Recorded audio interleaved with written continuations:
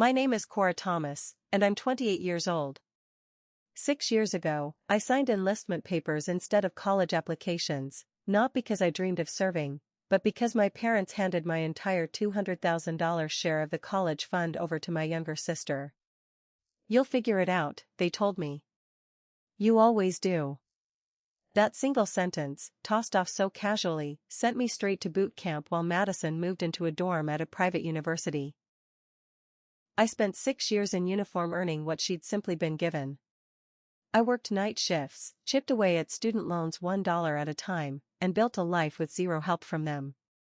Meanwhile, they posted proudly about every one of Madison's milestones and never once mentioned me. Then, at her MBA graduation party, in front of 150 guests, my 82-year-old grandmother stood up and said 5 words that changed everything: "I'm pressing charges against you." Before I get to that, take a second to like and subscribe, only if this story actually resonates with you, and drop a comment telling me where you're watching from and what time it is where you are. I read every single one. Here's how a $400,000 betrayal unraveled in the most public way imaginable. The favoritism didn't start with the college fund. It started back when I was 12 and Madison was 9. I remember coming home with my report card, straight A's, as usual. My mom glanced at it while folding laundry. "Good job. We knew you could do it." That was the whole reaction. No celebration, nothing beyond those 7 words. The next week, Madison brought home a B+ in math, and my parents took her out to her favorite restaurant, spending the entire dinner praising her effort. "We're so proud of you for working hard," my dad said, ruffling her hair. I sat there pushing pasta around my plate, genuinely confused. What had I done wrong? By the time I turned 16, I'd figured out the pattern: being capable meant being invisible. Madison struggled with her homework, so my parents hired tutors. I taught myself. Madison needed help with college applications, so they paid a consultant.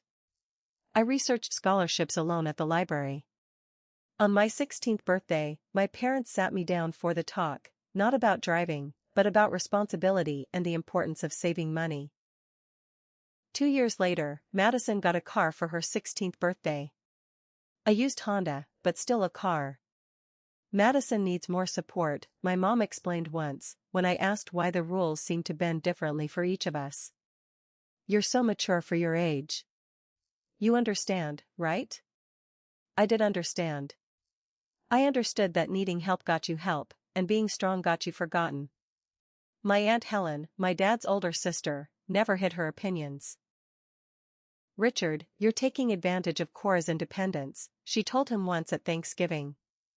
"That girl is drowning, and you can't even see it, because she's too proud to ask for a life raft." My dad just shrugged. "Cora's fine. She always is." I learned early that being strong meant being invisible. I just didn't know yet how expensive that invisibility would turn out to be. I was 18, 3 months from graduating high school, when everything changed. I'd been accepted to the state university with a partial scholarship, enough to cover tuition, but not room, board, or books. I needed the college fund my grandparents had set up, the one I'd known about my whole life. "Your grandpa and grandma want to make sure both you girls can go to college," my dad had always said. So I sat down at the kitchen table with my parents, acceptance letter in hand, ready to talk logistics. My mom and dad exchanged a look. The kind that makes your stomach drop before anyone even speaks. "We need to talk about the fund," my mom started, not meeting my eyes. "Okay," I said slowly. "Madison's going to need more support," my dad said. "Her grades aren't as strong as yours. She'll need the full amount to have the same opportunities." The words didn't register at first. The full amount? But Grandma set it up for both of us. "It's still family money," my mom said, her tone sharpening. "We're making the best decision for the family as a whole. But it's my money too." "Your grandfather would want us to do what's right," my dad cut in. "You got the scholarship. You're resourceful. Madison needs this more than you do." I stared at them. "So I get nothing?" You'll figure it out, my mom said, already standing to signal the conversation was over. You always do. That sentence looped in my head all night. I didn't argue. I couldn't find the words. I just went to my room, shut the door, and searched military education benefits online. 3 months later, I was in basic training. Madison was posting photos from her private university orientation, captioned, "So blessed to have parents who believe in me." Nobody mentioned that belief cost $400,000. While Madison decorated her dorm room, I was learning to field strip a rifle in under a minute. The contrast wasn't lost on me. Every time I checked social media, which wasn't often, given how limited our phone access was during training, I saw snapshots of the life I'd been shut out of. Madison at sorority rush. Madison studying abroad in Barcelona. Madison at formal dinners with new college friends. My parents' Facebook page turned into a shrine to her achievements, so proud of our college girl, under photo after photo of her at football games, at the library, holding up graded exams. I sent updates too. A photo from an obstacle course, a message about surviving my first month of training. I got back short replies, sometimes days later. Good job. Stay safe. Once, nothing at all. My Aunt Helen was different. She texted regularly, asked real questions, remembered details about my unit. Your grandmother asks about you constantly, she wrote once. She seems worried, more than usual. That struck me as odd. Grandma had gone quiet since I'd joined the military, and I'd assumed she was disappointed in my choice, or maybe just didn't understand it. I called her once from base, during one of my rare free moments. Grandma, it's Cora. Just wanted to check in. A long pause. Are you all right, sweetheart? Really? I'm fine. It's hard, but I'm managing. Another pause. Your grandfather would be proud of your strength. But Cora, strength shouldn't mean struggle. Do you understand what I'm saying? I didn't, not really. I think so. Good. Remember that. Her voice had an edge I didn't recognize. And remember that some things aren't what they seem, including family decisions. The call left me more confused than before. While I tried to decode that cryptic warning, Madison was picking a spring break destination. 6 years later, I came home. My discharge papers were signed, my duffel bag packed, and I had exactly 4 months of savings to figure out civilian life. I'd used my military benefits to finish my degree online through the same state school I'd originally planned for, minus the college experience Madison had gotten to enjoy. The first family dinner back was supposed to feel like a homecoming. Instead, it felt like crashing someone else's reunion. Madison's applying to MBA programs, my mom announced before we'd even finished the appetizers. She's looking at the top schools, Harvard, Stanford, Wharton. That's great, I said, trying to sound like I meant it. Tell them about the interview you had, my dad prompted Madison. For the next half hour, I got a detailed breakdown of her GMAT score, her recommenders, her professional ambitions. When there was finally a lull, I mentioned I'd been looking into project management roles and logistics. My dad nodded vaguely. That's nice. The military must have been quite an experience, my mom said, in a tone that made clear she wanted that chapter closed as fast as possible. At least you got it out of your system. Now you can settle down. Madison looked me over. You look so different. Military really changed you. 6 years tends to do that, I said quietly. Nobody asked about deployment. Nobody asked what it was like transitioning back to civilian life. Nobody asked if I was okay. Over dessert, I noticed new furniture in the living room. Later, walking to my old bedroom, I passed the renovated bathroom. In the driveway sat a new car, Madison's graduation gift from the spring before. They'd had money for all of that, but not for a single care package in 6 years. That night, lying in my childhood bed, I realized I'd been gone 6 years, and nobody had actually missed me. I found the veteran support group 3 weeks after coming home, mostly because I didn't know where else to go. That's where I met Jake Morrison, 30 years old, 8 years of service behind him, with the same slightly lost look I saw in the mirror every morning. "First meeting?" he asked, sitting down beside me with a coffee. "That obvious? You're sitting on the edge of your chair like you might need to escape." "I did the same thing my first time." He smiled. "It gets easier. Or at least different." We kept talking after meetings, then started getting coffee between them. Jake understood things I never had to explain out loud: the strange guilt of being home, the disconnect from people who'd never served, the way ordinary civilian concerns felt both trivial and impossibly complicated all at once. One evening, 6 weeks after we'd met, he asked why I'd joined the military. I'd never told anyone the full story, but with Jake, it just spilled out. The college fund, my parents' casual dismissal, 6 years spent watching my sister live the life that should have partly belonged to me. Jake listened without interrupting. When I finished, he sat quietly for a moment. "Can I ask you something?" "Sure." "Did your grandmother actually agree to give all that money to your sister?" I blinked. "My parents said it was a family decision." "That's not what I asked." The question hung there. I realized I'd never actually confirmed it with my grandmother. I'd just accepted my parents' version of events. "People who get called so strong a lot," Jake went on, "usually get that label as an excuse not to support them. Strength doesn't mean you don't deserve help. It just means you've learned to survive without it." Nobody had ever put it that way to me before. I drove home that night thinking about Grandma's cryptic phone call years earlier.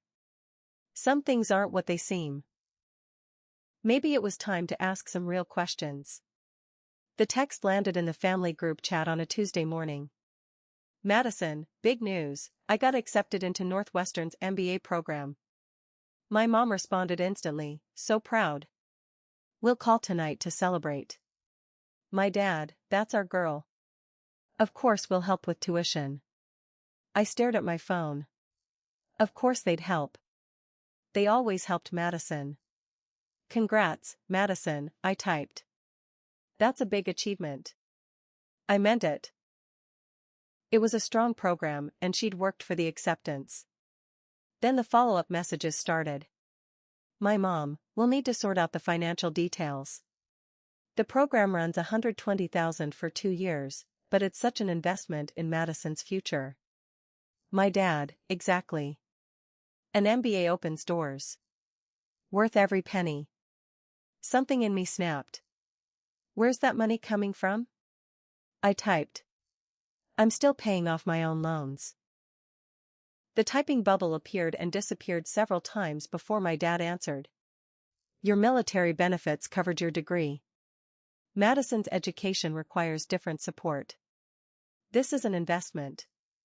"My benefits covered a state school," I wrote back. "Madison got a private university, and now an MBA, both from what should have been our shared fund." My mom, "Here we go again. When will you stop being bitter? We did what we thought was best." Madison. "Seriously, Cora, you're ruining my moment. This is exactly why Mom and Dad focus on me. I don't make everything about drama." I read that last message 3 times, something cold settling in my chest. "Enjoy your program, Madison," I typed, and left the rest unsaid. Instead, I scrolled through my contacts and found the number I'd been avoiding for months. Aunt Helen picked up on the second ring. "I need Grandma Eleanor's number," I said, "and I need to know exactly how that college fund was set up." A long pause. "It's about time," she said. "I'll text you both right now." I called my grandmother that evening, my hands shaking slightly as I dialed. She answered on the first ring. "Cora. I wondered when you'd call. Grandma, I need to ask you something about the college fund. I've been waiting for this conversation for 10 years. Her voice was steady, almost relieved. "Go ahead, sweetheart." "Mom and Dad said the fund was family money, that you agreed to give it all to Madison because she needed it more." Silence stretched between us. they told you I agreed? Her voice had gone flat and hard. That's a lie. Your grandfather and I set up that trust with explicit instructions. 200,000 for each grandchild, distributed at 18, for educational purposes. Non-negotiable. The floor seemed to tilt under me. But they said. I know what they said. I didn't step in because I hoped they'd do the right thing eventually, that they'd see what they were doing to you and correct it. She paused. I was wrong to wait. I should have acted years ago. Grandma, are you saying they just took my money?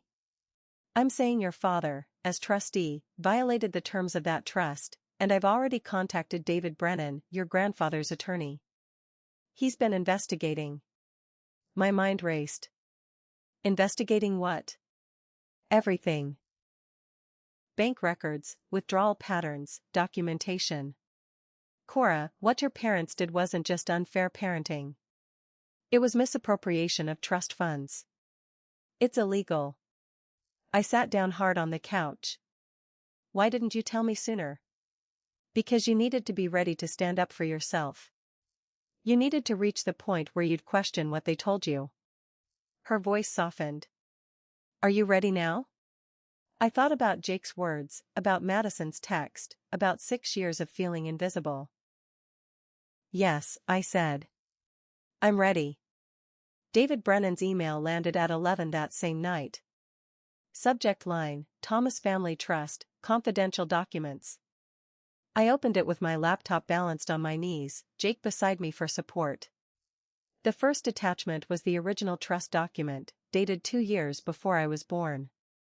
The language was plain, almost painfully so. Upon each grandchild turning 18, $200,000 would be distributed for educational purposes. Tuition, housing, books, related expenses, with distribution equal between beneficiaries. Equal. David had underlined the word in his notes. The second attachment showed the withdrawal history. Starting the month I turned 18, money had begun moving out of the trust, all of it into accounts in Madison's name, or straight to her university. $400,000. 6 years of transfers. Not a single cent to me. The third attachment made my stomach drop. It was an amendment to the trust, dated 3 months after my 18th birthday, supposedly signed by my grandmother. It authorized flexible distribution at trustees' discretion. David's note beneath it read, "Signature analysis completed. This is a forgery. Your grandmother's genuine signature from the same period is attached for comparison. Note the different pressure patterns and loop formations." I zoomed in. Even to my untrained eye, the differences were obvious. Your father forged your grandmother's signature, Jake said quietly, reading over my shoulder. That's fraud, I whispered. David's final paragraph laid it out in stark legal terms: embezzlement, breach of fiduciary duty, forgery, multiple felonies. My phone buzzed with a text from him. The question isn't whether you have a case. It's whether you want to pursue it. This is your decision, Cora. But know that your grandmother and I are prepared to move forward. I looked at Jake. He squeezed my hand. They didn't just choose Madison over you, he said. They committed crimes to do it. I drove to my parents' house the next morning, the documents printed and folded in my bag. My dad answered the door in weekend clothes, coffee mug in hand. His smile faded the moment he saw my face.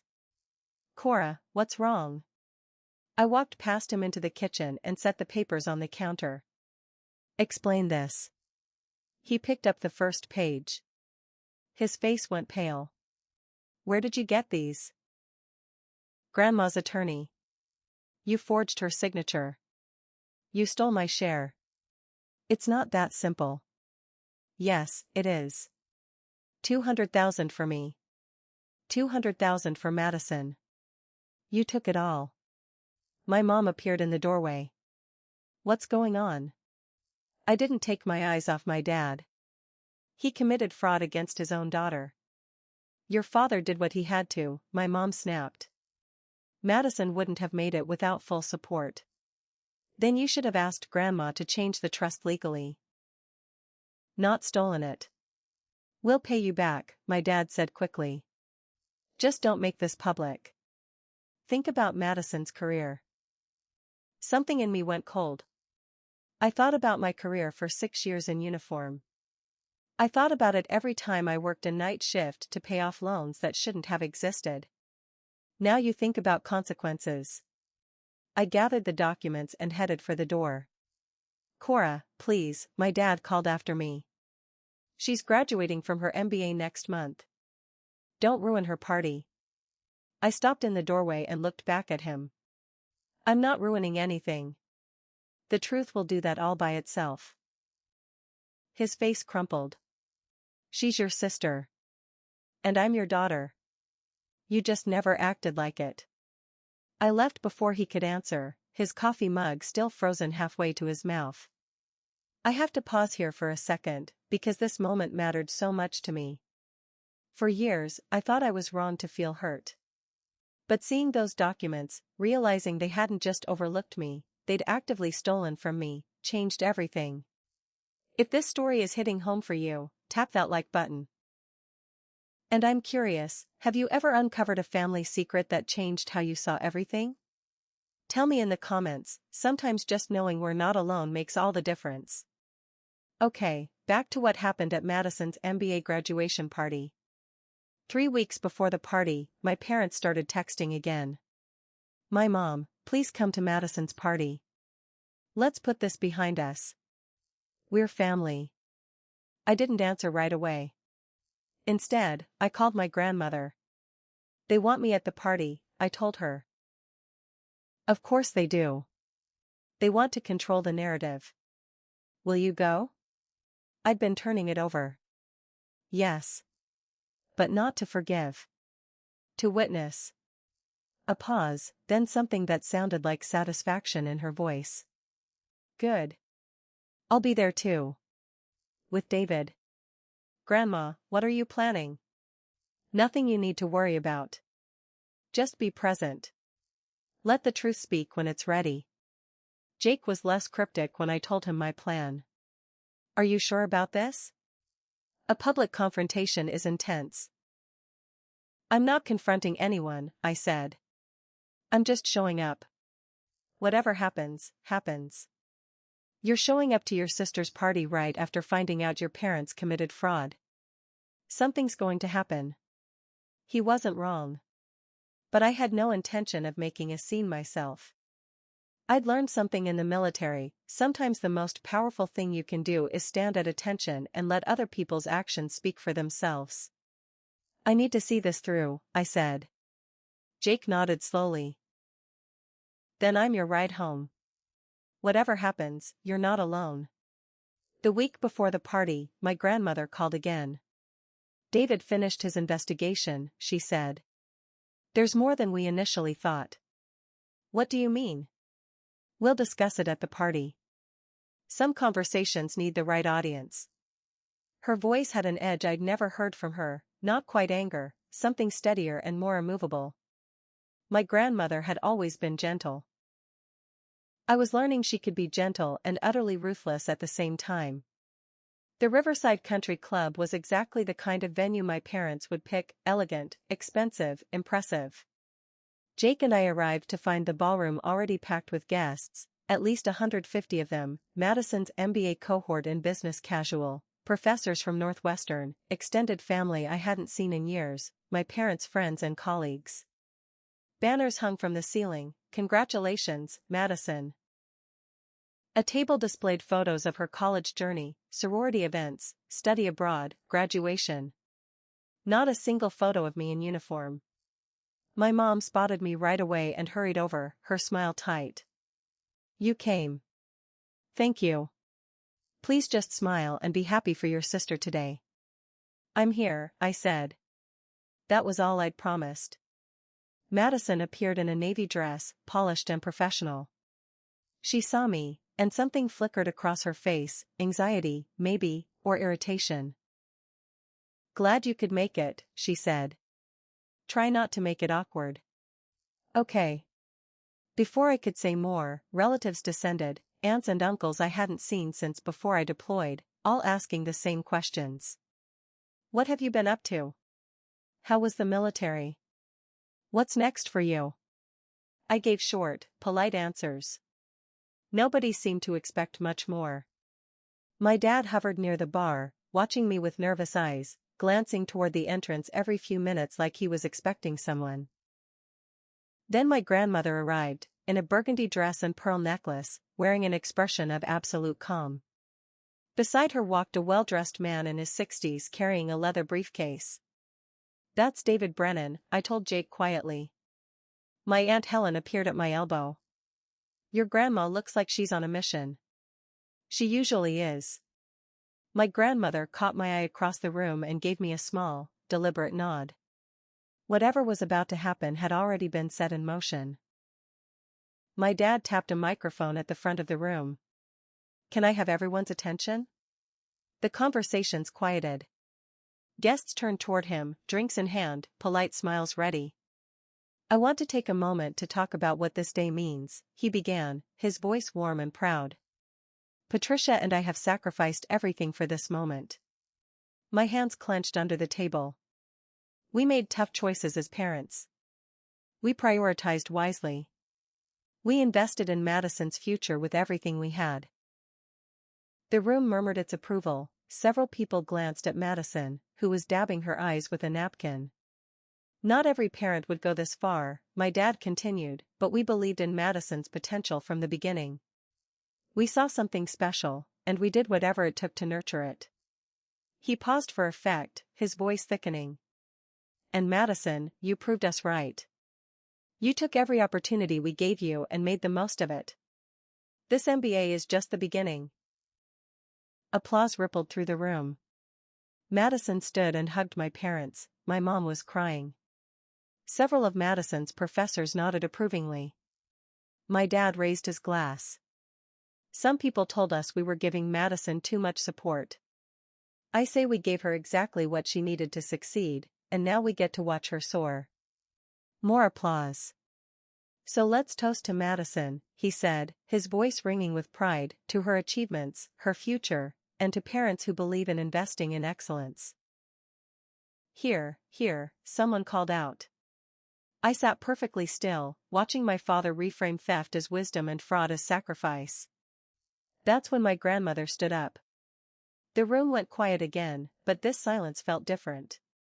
Before we toast, my grandmother said, her voice clear and calm, I'd like to say something. My dad's smile froze.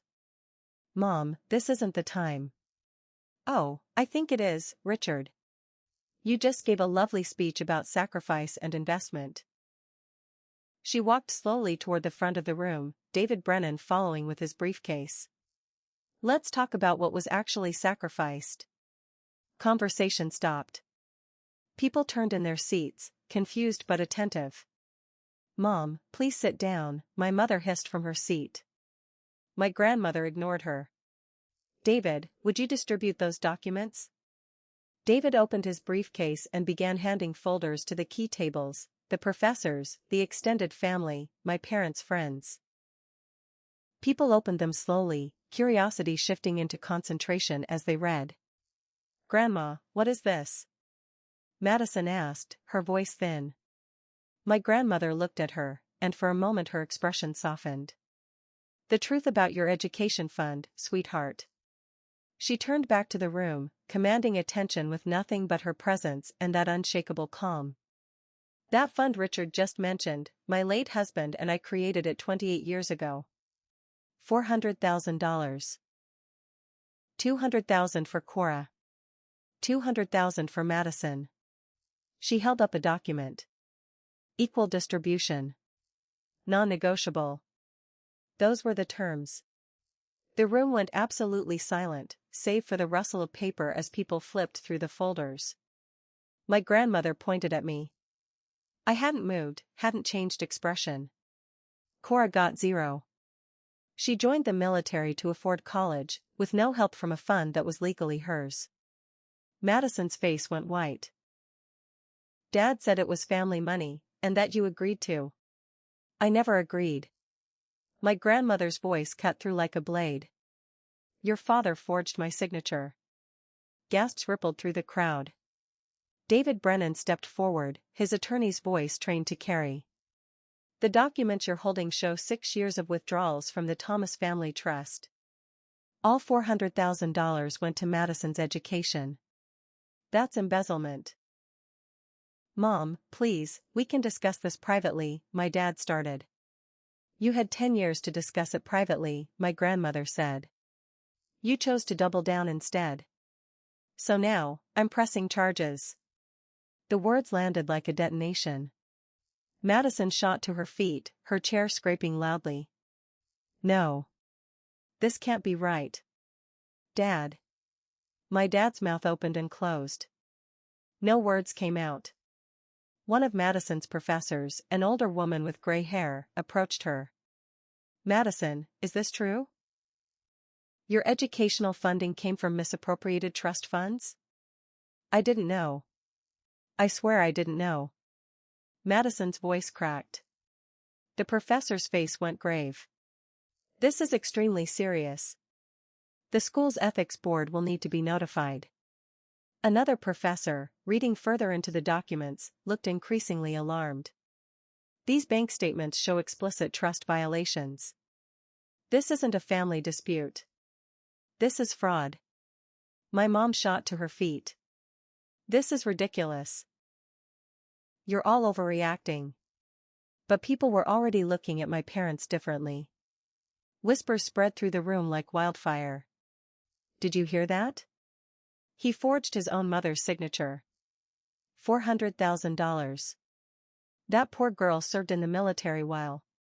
Madison turned to me, mascara starting to run. Cora, you did this. You ruined my day. I met her eyes, my voice steady and quiet. I didn't do anything. The truth did. But there's more, my grandmother said, and the room went silent again. David pulled out another document. During our investigation, we found additional irregularities. My dad made a sound like he'd been struck. David continued, his voice clinical. Richard's father's first wife, Eleanor's late husband's mother, also established an educational trust. $50,000 for each grandchild. He paused, letting that sink in. That money also went entirely to Madison. Different account. Same pattern of misappropriation. My Aunt Helen stood up. Richard, you stole from 2 separate trusts. My dad's face crumpled. Tears rolled down his cheeks.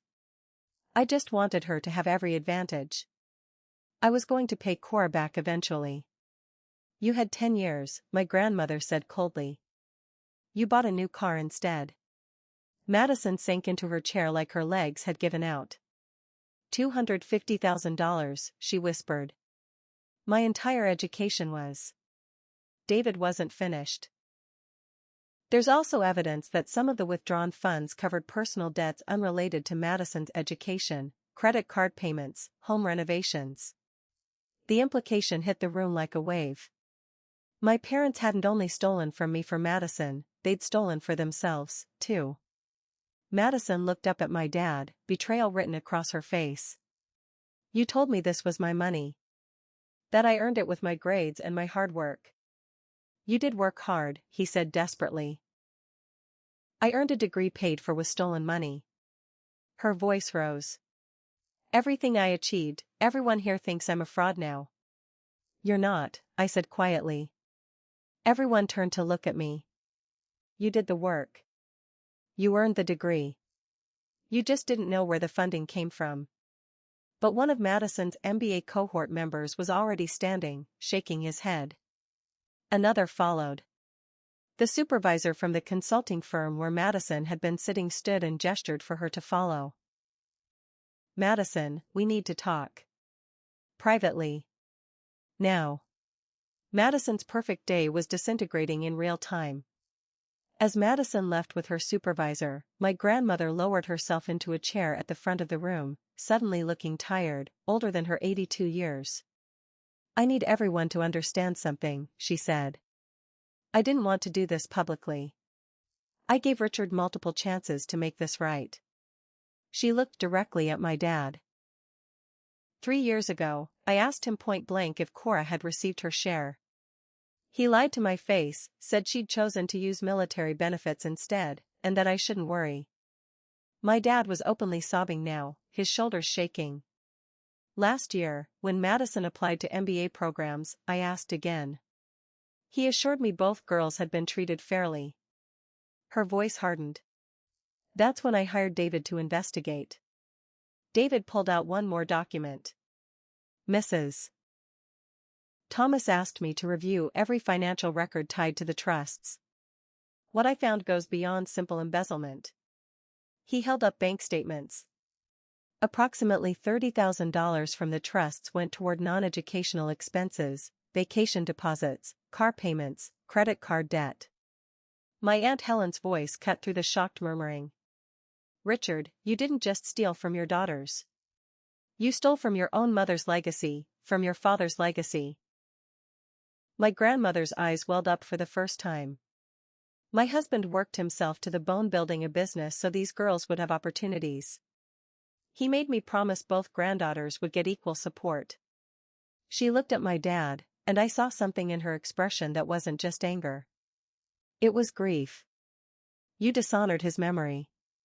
You violated his final wishes. And you did it while standing at his funeral telling me you'd take care of everything. That's when my dad completely broke down, not from the shame of being caught, but from the full weight of what he'd done, the scope of the betrayal, the years of lies, the people he'd hurt. I'm sorry, he gasped between sobs. I'm so sorry. I thought I was helping. I thought, but nobody wanted to hear what he'd thought anymore. The country club manager appeared quietly at my mother's elbow. Mrs. Thomas, I need you to settle the bill now. We can't extend credit under these circumstances. My mother's face went red, then white. She fumbled for her purse, hands shaking as she pulled out a credit card. Around the room, the social fallout was already spreading. My uncle, my dad's brother, stood and walked over to where my dad sat crying. Richard. Remember 2 years ago, when I lent you $15,000 for that emergency? Was that a lie too? My dad had no answer. Extended family members gathered their things, making quiet excuses to leave. Nobody wanted to be associated with this anymore. One of my parents' neighbors, a woman who'd sat through countless family barbecues with them, paused at their table. Patricia, I think it's best if you skip book club for a while. The message was clear, you're not welcome here anymore. Madison returned from her conversation with the supervisor, her face blotchy and streaked with tears. She walked past our parents without a glance and came straight to where I sat with Jake. My offer's been rescinded, she said, her voice hollow. Ethical concerns regarding funding sources. I didn't know what to say.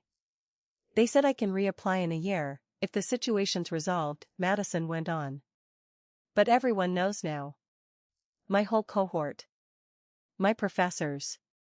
The firms I interviewed with. Some of Madison's friends approached cautiously. Maddie, we had no idea. That's terrible, what they did to your sister. Madison nodded numbly, but I could see the reality sinking in. Her professional reputation had been damaged, not by anything she'd done, but by the foundation her success had been built on. My Aunt Helen sat down beside me. I'm so sorry, Cora. I knew something was wrong, but I didn't realize how bad it was. It's not your fault, I said. I should have pushed harder. Asked more questions. Across the room, my grandmother sat with David, both of them looking grimly satisfied but not happy. This wasn't a victory.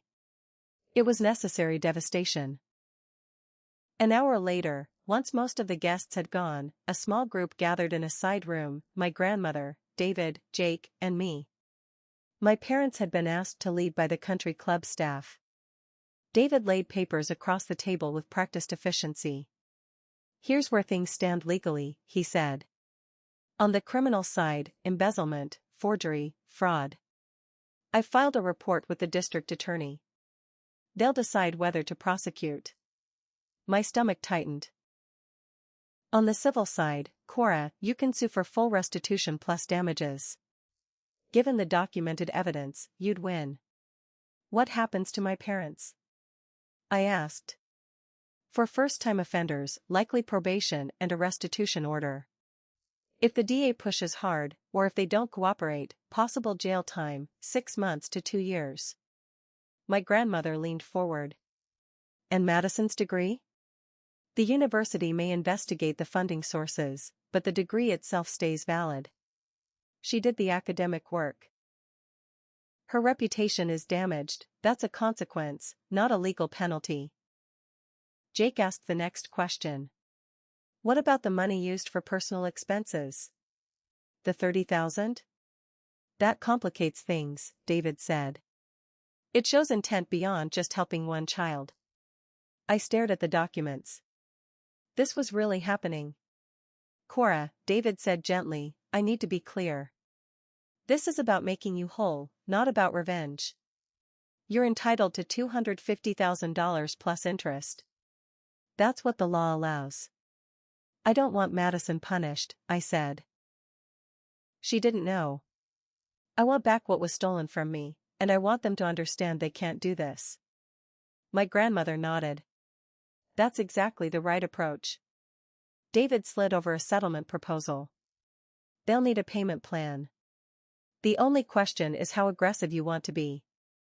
I looked at the numbers, thinking about 6 years of struggle that never should have happened. My parents were waiting in the parking lot when we came out of the country club. My dad's eyes were red and swollen. My mom looked furious. You've destroyed this family, she said immediately. Are you happy now? I didn't destroy anything, I said evenly. You did that 10 years ago. My dad stepped forward.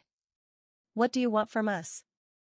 I want my $250,000, with interest. And I want you to understand what you did. We don't have that kind of money, my mom said. Then you'll need a payment plan. David will arrange it. My dad's voice broke. We're still your parents. I looked at him for a long moment, all the years of feeling invisible, all the casual dismissals, all the times I'd been told I was too strong to need help. And I'm still your daughter, I said quietly. The one you stole from.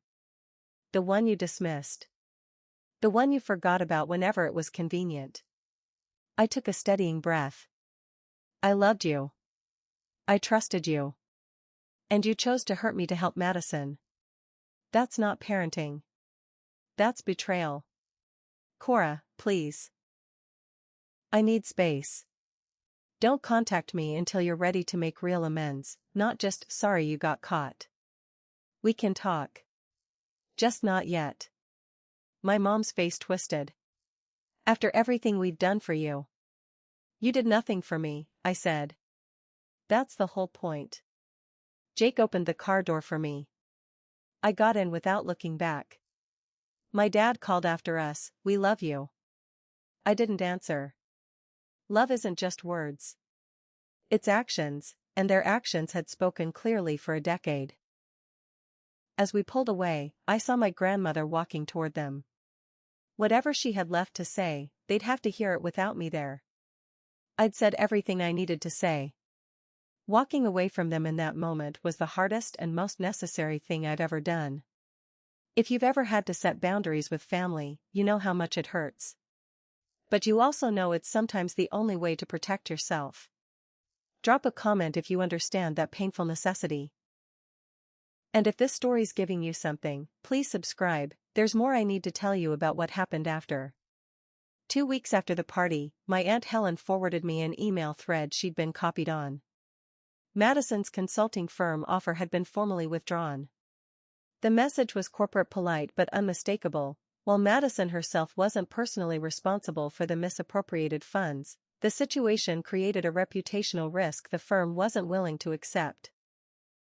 I sat staring at the screen, something complicated twisting in my chest. Jake found me on the couch, laptop open, expression distant. What's wrong? Madison's firm pulled their offer, I said. She's applying elsewhere, but everyone's saying no. He sat beside me. How do you feel about that? I thought about it. Sad. She's still my sister. She worked hard for that MBA.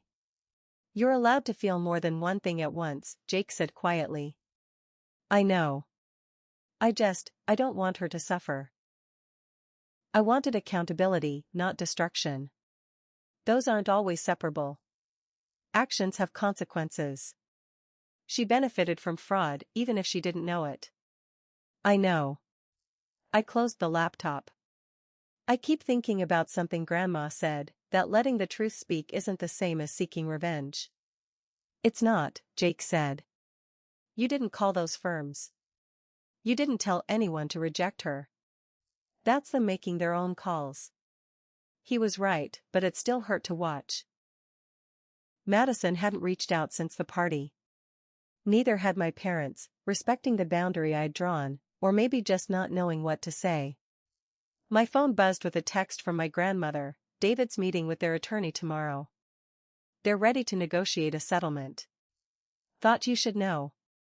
So it was moving forward. The legal process was in motion. I'd started this by asking questions.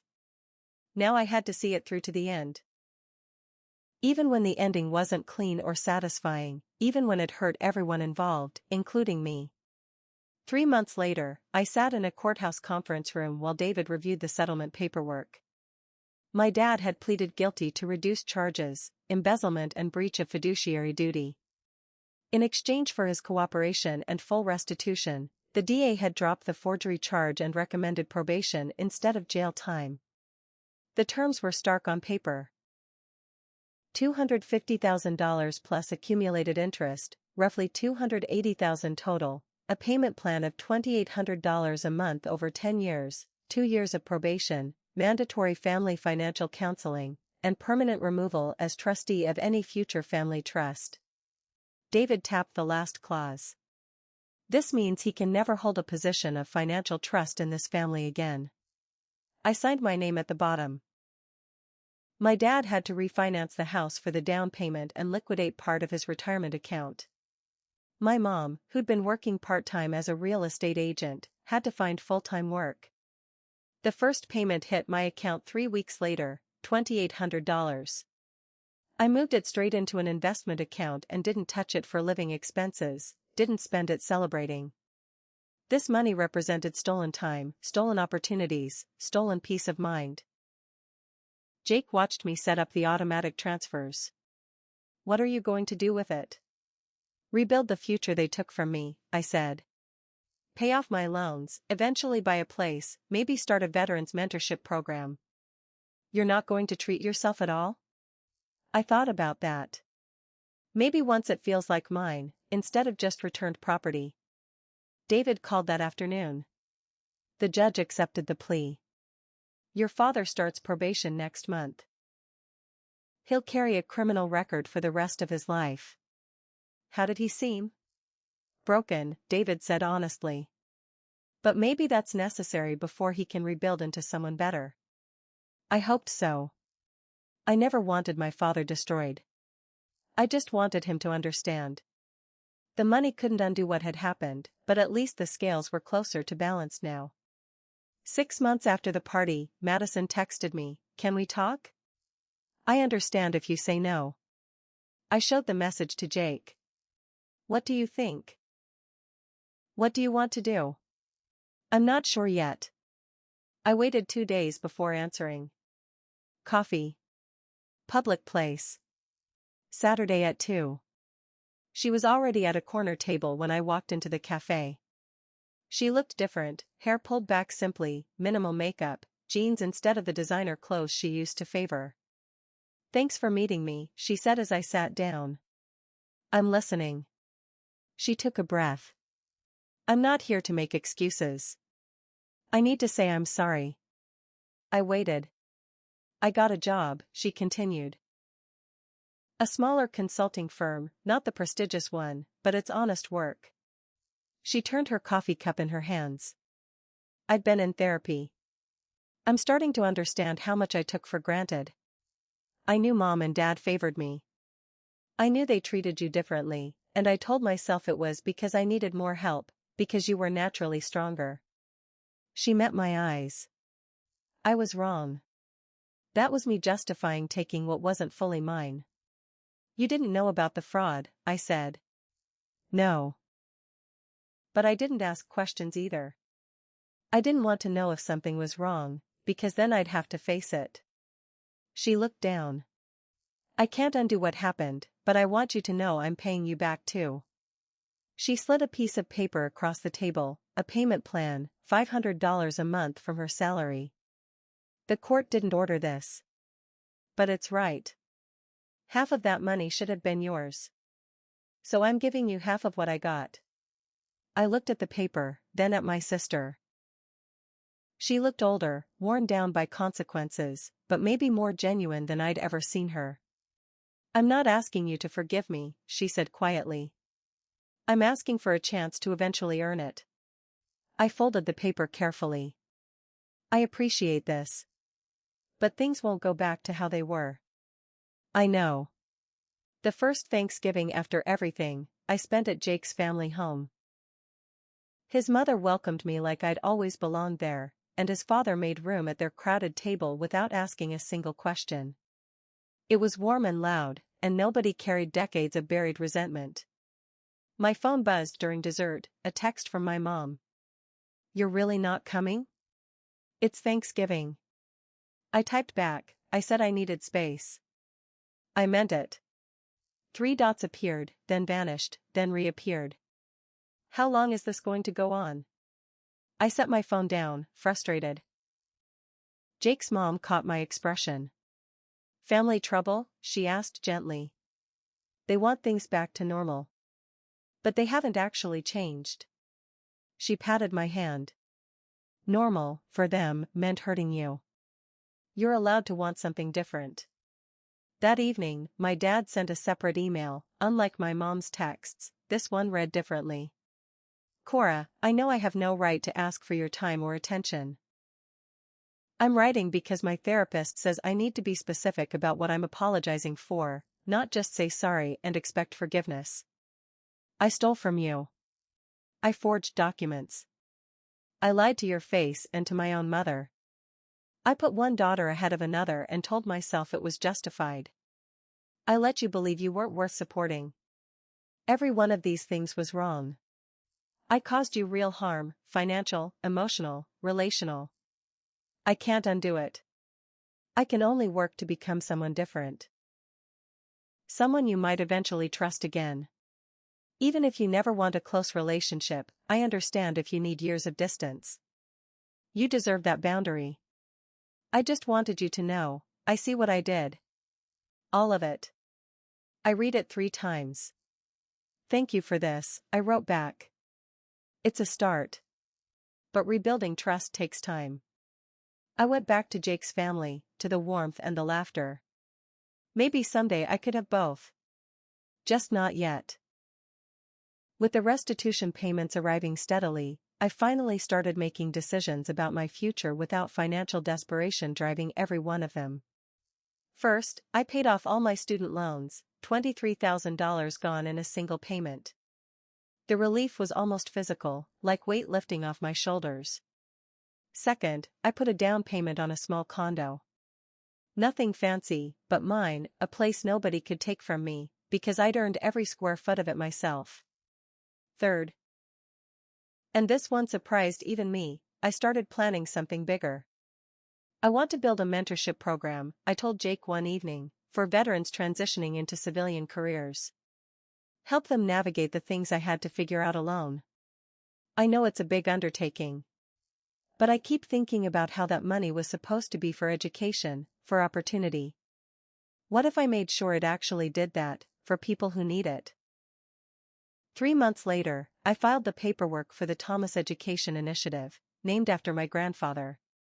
The first meeting had 12 veterans. We talked about building resumes, networking, navigating the disconnect between military and civilian culture. One woman started crying when we talked about feeling invisible after service. That's exactly how I felt, she said.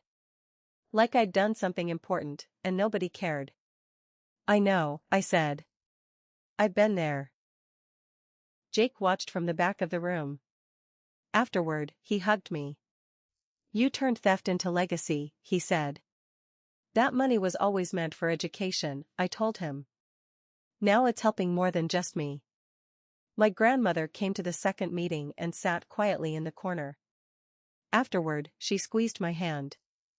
Your grandfather would be so proud. I learned from both of you, I said. How to stand up for what's right. You learned it yourself, she corrected gently. We just reminded you. 18 months after my grandmother stood up at that MBA party, I can finally see the whole picture clearly. I spent years being strong when what I actually needed was to be honest about being hurt. I used to think keeping the peace meant staying silent. It doesn't. It just means letting injustice continue while calling it love. The hardest lesson has been this: the people who love you can still hurt you deeply, maybe especially the people who love you, because you trust them not to. And that's exactly when boundaries matter most. Not to punish, but to protect yourself while you heal. I didn't ruin Madison's party. The truth did. I just stopped hiding it. My relationship with my dad is slowly getting better. We have dinner once a month, with clear boundaries in place. He's doing the work, real work, not just apologizing to make himself feel better. We talk about small things, rebuilding trust in tiny increments. My mom is different. She's still angry that I made this public and hasn't fully accepted responsibility, so that relationship stays strained. I'm at peace with that. I can't force her to change. Madison and I talk every few weeks now. She's engaged to someone from her firm, building a life that's genuinely her own. We're not close the way some sisters are, but we're honest with each other. Sometimes that's better. My grandmother is my rock. She taught me that dignity doesn't mean accepting mistreatment. It means refusing to accept it, with grace. I don't regret pressing charges. I regret that it was necessary. But if the choice is between family peace and self-respect, I'll choose respect every time, because I learned something crucial: you can't actually have peace without respect. Without it, you just have people pretending everything's fine while the wounds fester underneath. The Thomas Education Initiative keeps growing. We're helping 50 veterans this year. The money that was stolen from me is now creating opportunities for people who, like me, served their country and needed support once they came home. Some people will call you bitter for refusing to accept crumbs off the table. Let them. You know the full meal you deserved. Thank you for staying with me through this story. It took courage to share, but if it helps even one person understand they don't have to accept mistreatment, even from family, then it was worth telling. Please like, subscribe, and turn on notifications.